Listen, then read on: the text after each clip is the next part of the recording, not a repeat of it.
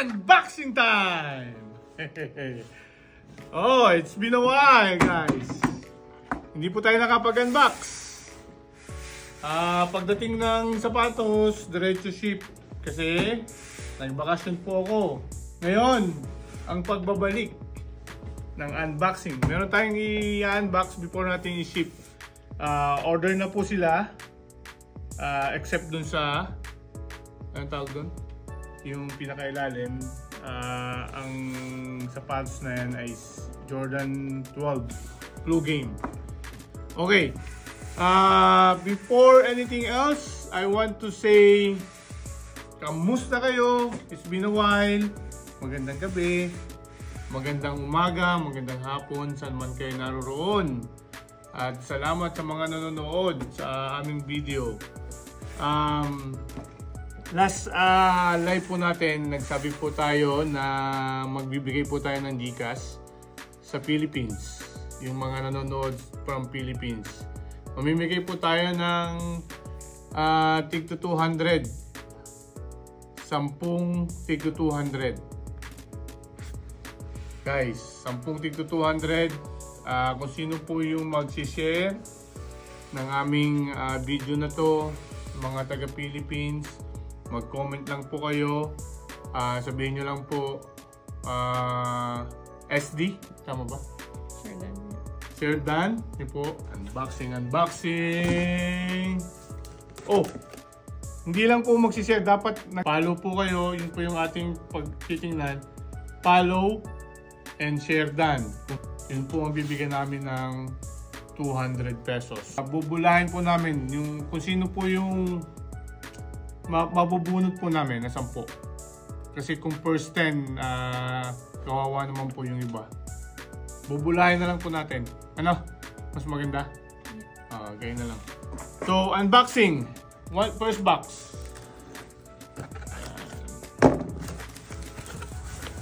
Okay. So, this one is Jordan 6 Reverse Oreo. Uy, may ano.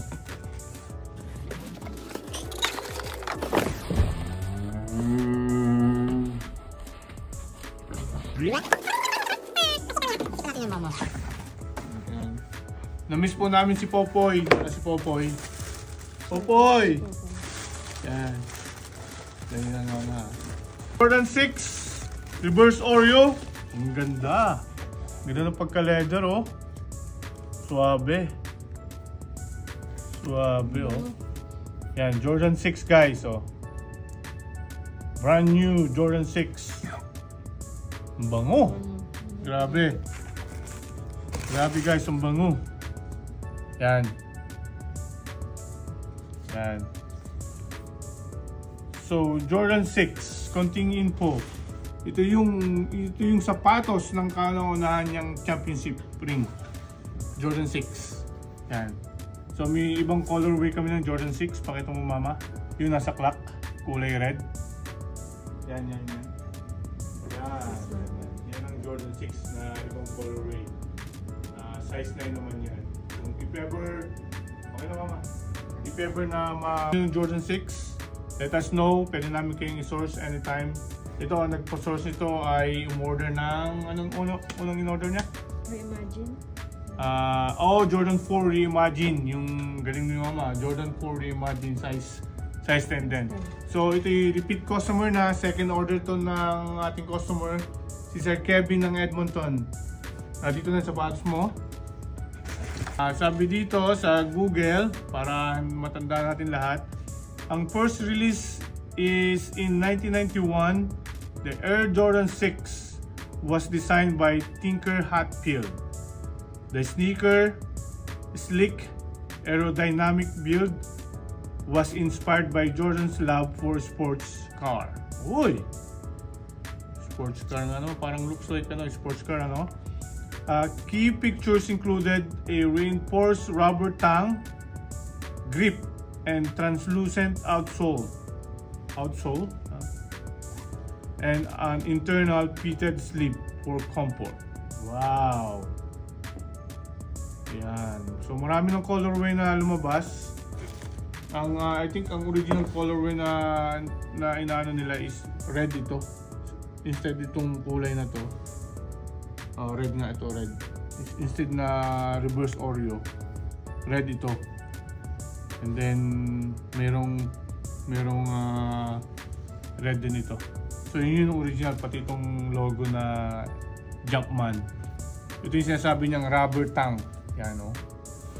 Ang ganda naman eh, no? So yan guys, Jordan 6 reverse Oreo. Order na kayo!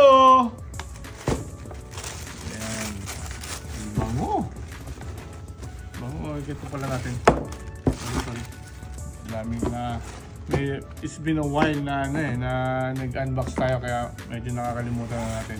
Okay, next. I-set aside muna natin to. Yan. Kasya pa naman yung isa. Next! Oh! We forgot! Throw the box! Throw the box! Ito naman. Saan ito galing? This one is... Oh! From my friend from Toronto. Yan. Si Bro Carlo. Thank you. Lagi kami binibigyan ng discount niya pag bumibili kami sa kanyang store. So yung pinanggalingan nito is from Ontario, Toronto. Yan. Galing. Yan. See. Second shoes for tonight. Easy lang tayo, baka masugatan yung box.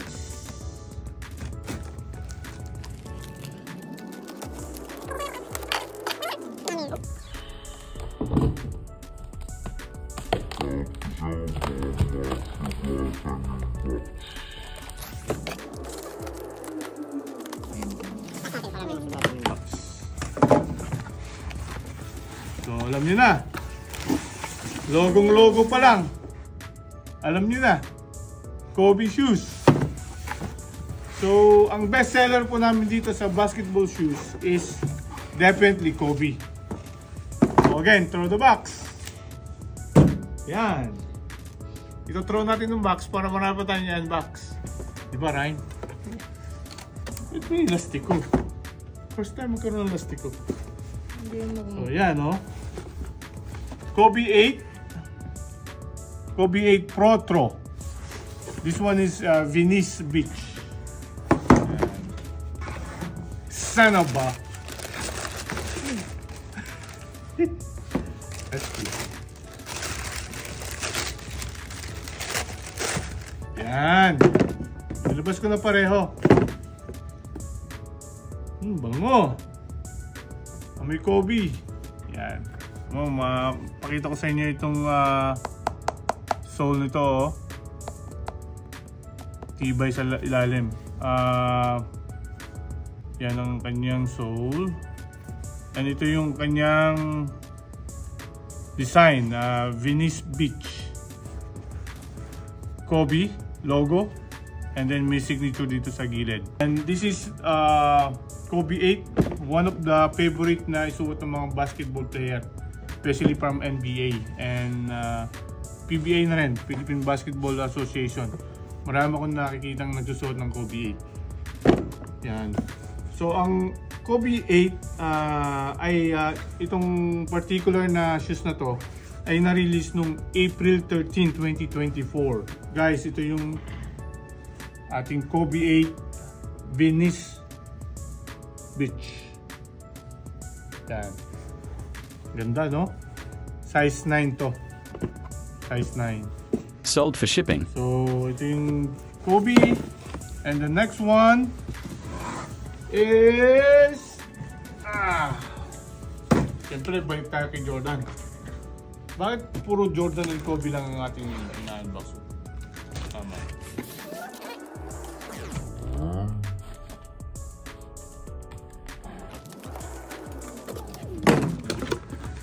So, ito naman ay galing sa Victoria, BC. So wala tayong pa-order nito. May nag-post lang sa mga katropa natin, mga sneaker head din. Sneaker buster. Itong Jordan 12 na ito, Flu Game, is nirelease ito. Kung mapapansin nyo, ang laki ng box. Laki ng box. So original box to. Yung mga dating box pa nito, iba eh.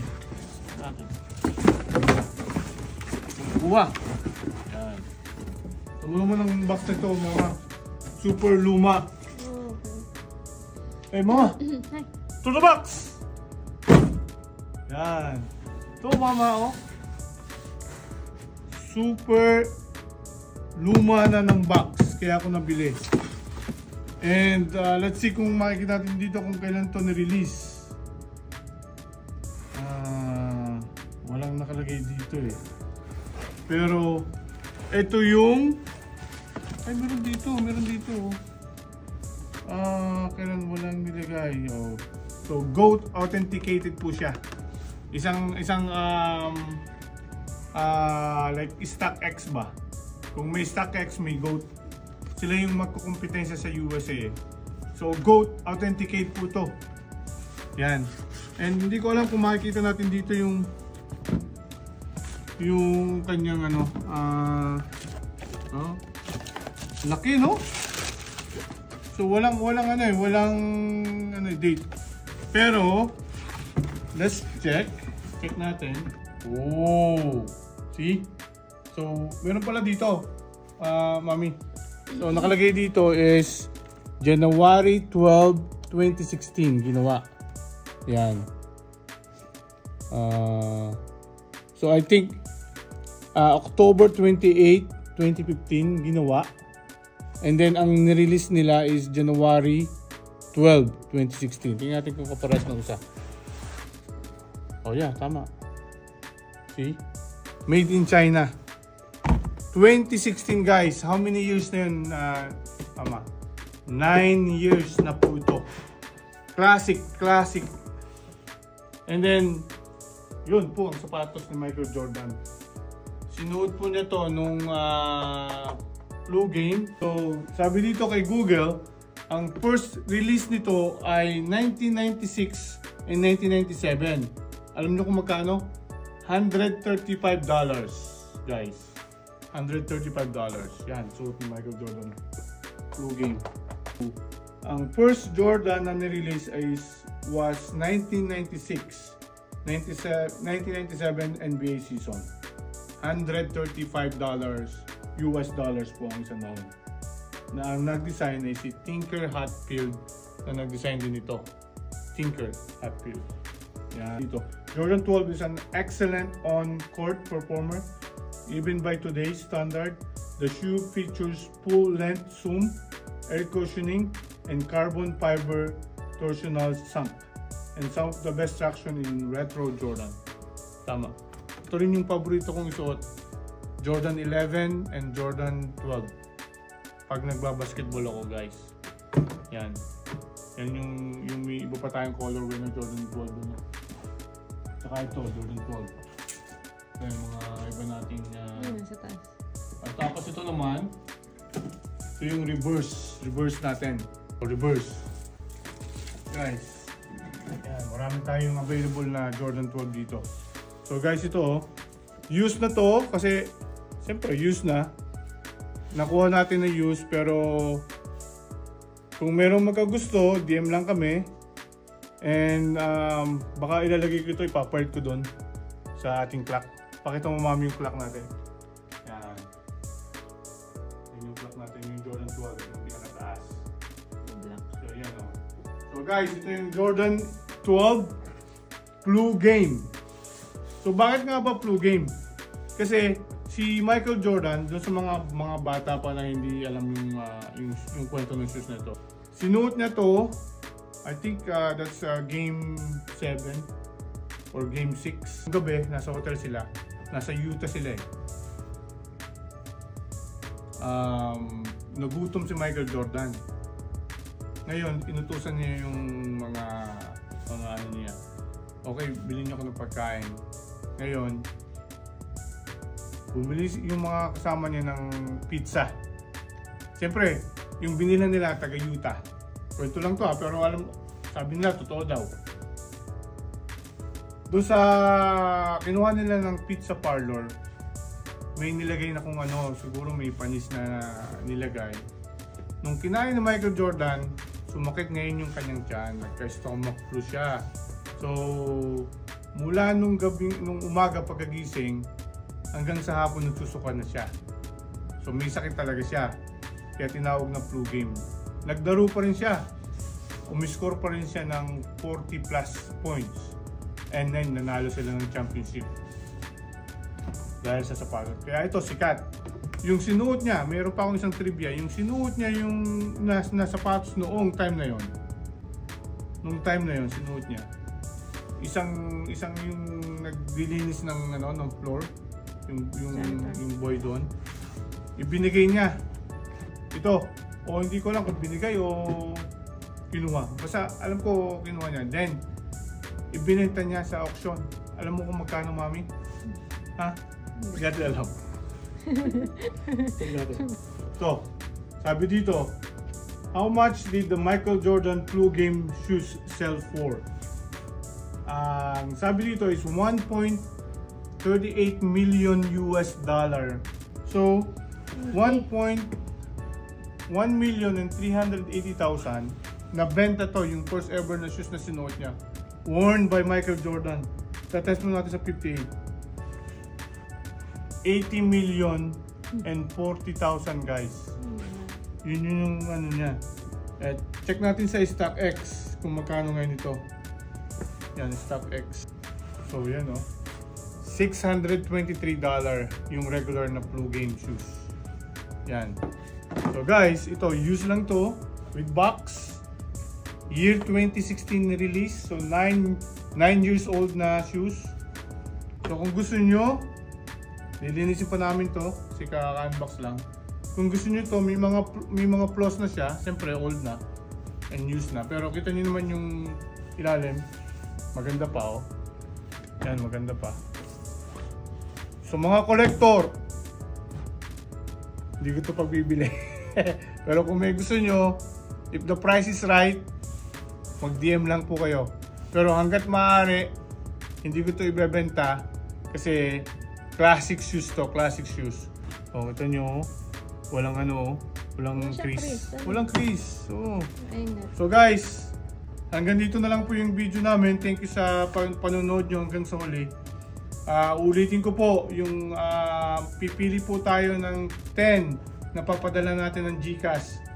10 winners will be giving 200 pesos. Maliit na bagay man po, pero maitutulong din namin sa mga manonood nito na pang-load naman sa kanilang telepono. So guys, hanggang dito na lang po. Magandang umaga, magandang gabi sa inyong lahat. Thank you sa panonood and God bless everyone.